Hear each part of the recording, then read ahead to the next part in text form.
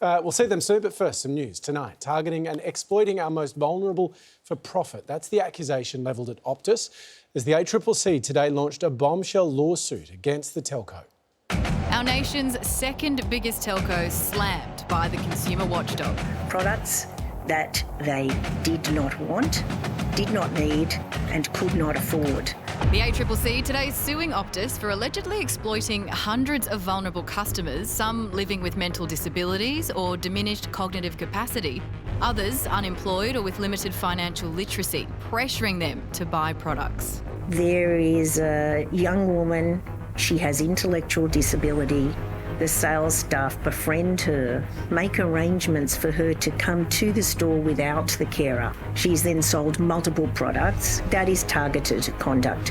The company is also said to have targeted First Nations people from remote areas, some living in places that didn't even have the coverage to support the devices they bought. They put people in really bad positions, particularly in financial hardship. Stop this predatory behaviour and stop picking on First Nations people. Debt collectors then reportedly engaged to pursue those who couldn't pay. The conduct continued after management became aware of the failings in the system being exploited or manipulated by staff. The impacted consumers suffered financial harm of thousands of dollars. The ACCC claims Optus's conduct affected 363 customers at 2 Darwin stores, 42 from its Mount Isa store, and 24 from other locations over a 2-year period. Optus has since apologised to the affected customers and says it's providing refunds and waiving outstanding debts. The law has to come down really hard on these businesses. It's about greedy people just really preying on vulnerable people. Well, Belinda Walton is a financial counsellor for Anglicare NT who's worked with vulnerable people involved in this Optus case. Belinda, how would you describe what you see happening to these people?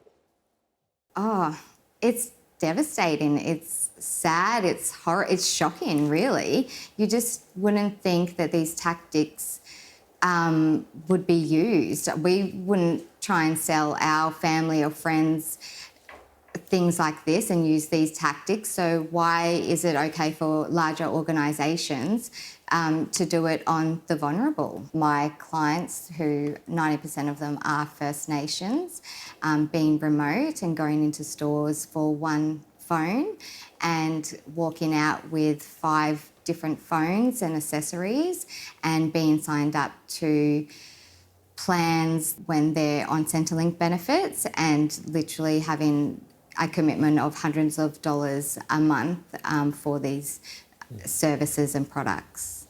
So what happens when you're working with these people that find themselves with contracts and deals that they never wanted in the first place? Like, what's their reaction when they find out what's happened to them? Oh, I think there's anger, but the majority of it's shame and embarrassment and not understanding, and they're getting phone calls, they're getting letters, you know, with bold typing in the post and not quite understanding where these bills have come from.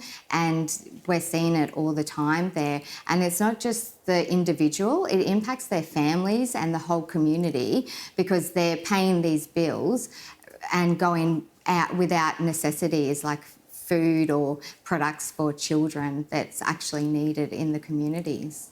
We do know that Telstra previously came under fire for similar conduct back in 2021. Is this a common practice? I can just talk generally, but it has been, and I've been in this position for years now, and we still have clients that are coming in today with the same issues, and this is 4 years on from that occurring.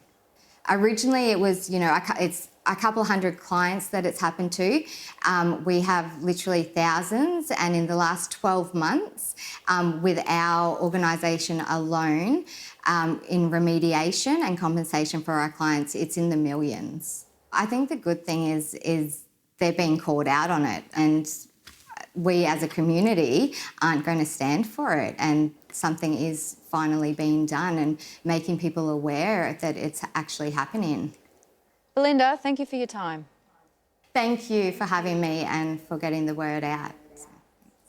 Well, you can find a full statement from Optus in response to this story on our website.